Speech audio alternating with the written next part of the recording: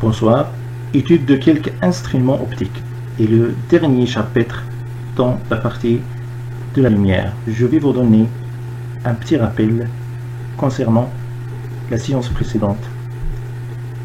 La lentille, on a dit que la lentille est un milieu transparent et homogène, limité par deux surfaces sphériques où un est sphérique et l'autre est plate.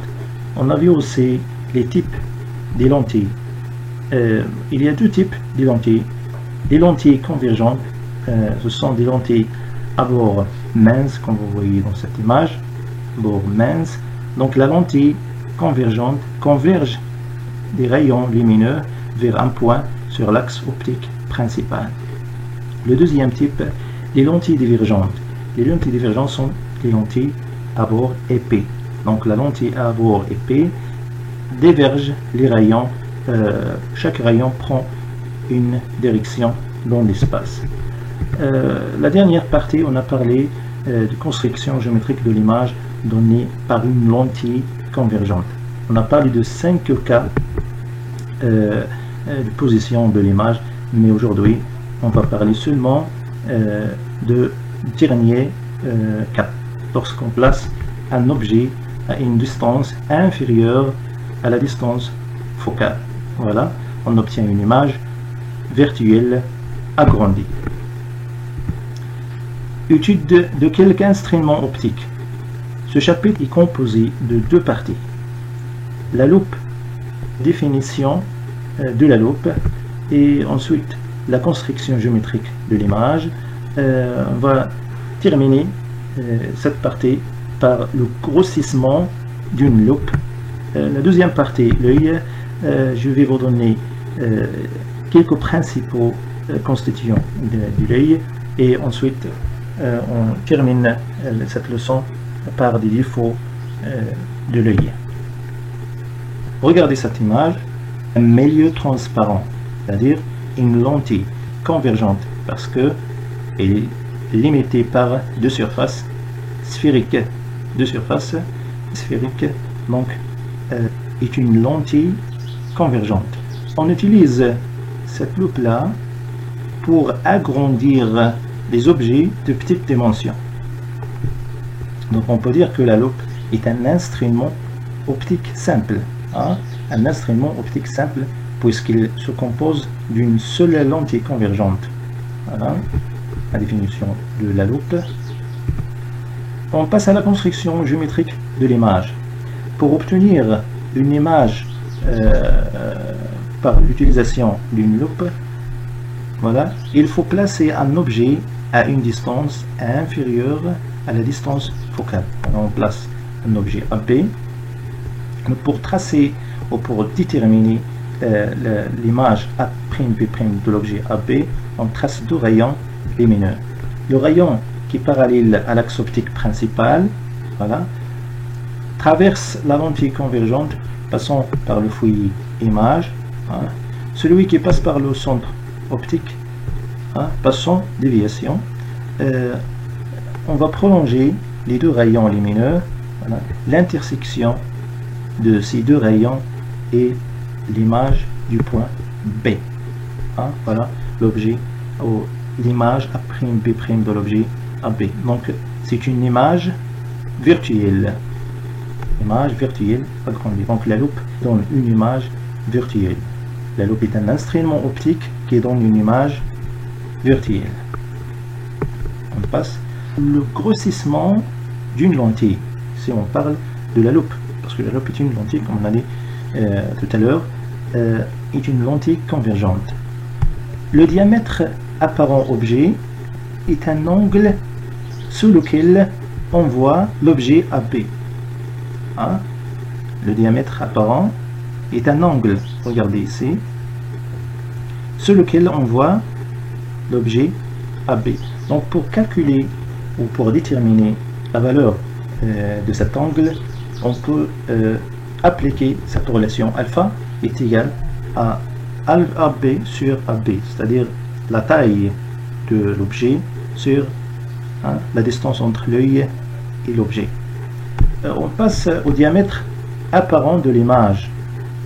c'est un angle C. C'est l'angle sur lequel on voit l'image A'B'.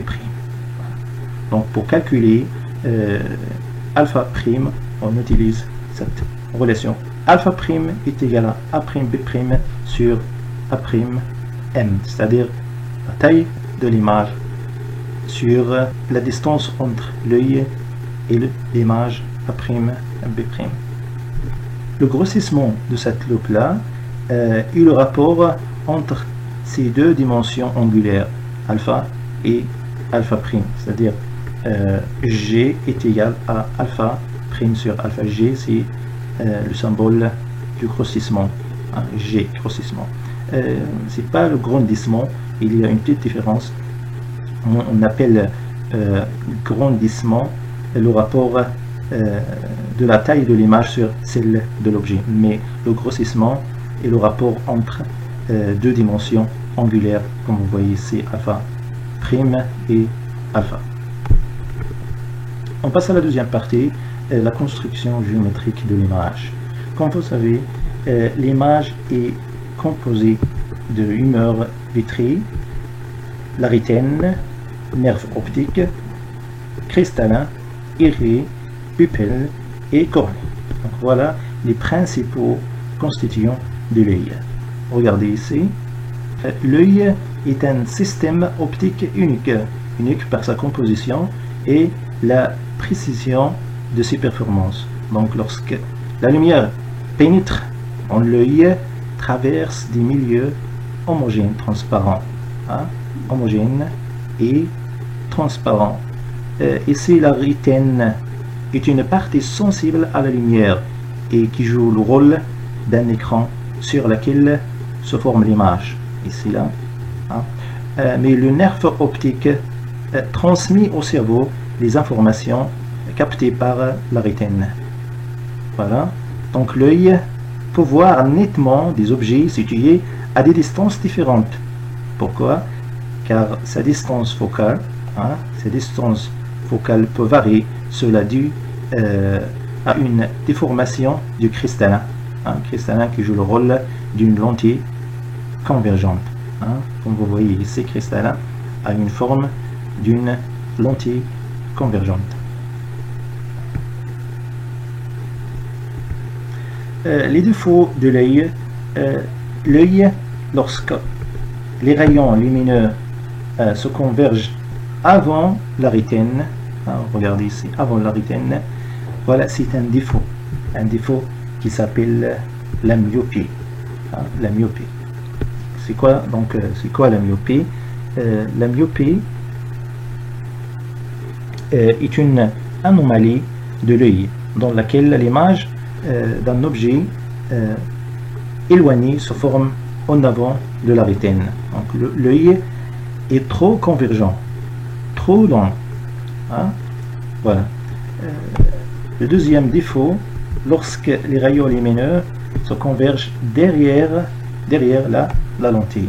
C'est ce qu'on appelle l'hypermétropie. Donc un œil hypermétropé est un œil pas assez, et il est donc trop court, et l'image d'un objet observé se forme après la rétine. Donc voilà pour corriger ces deux défauts. Concernant la myopie, pour corriger la myopie, on dispose une lentille divergente ici devant l'œil. Mais pour corriger l'hypermétropie, on ajoute pour corriger l'hypermétropie, on dispose une lentille convergente aux lunettes devant l'œil. Donc on peut dire que les myopes voient mal les objets éloignés, mais l'hypermétropie voit mal les objets proches. Donc on peut dire que l'œil est un instrument optique qui donne une image réelle parce qu'il est renversé. Voilà, c'est la fin de cette séance. Merci et à la prochaine fois.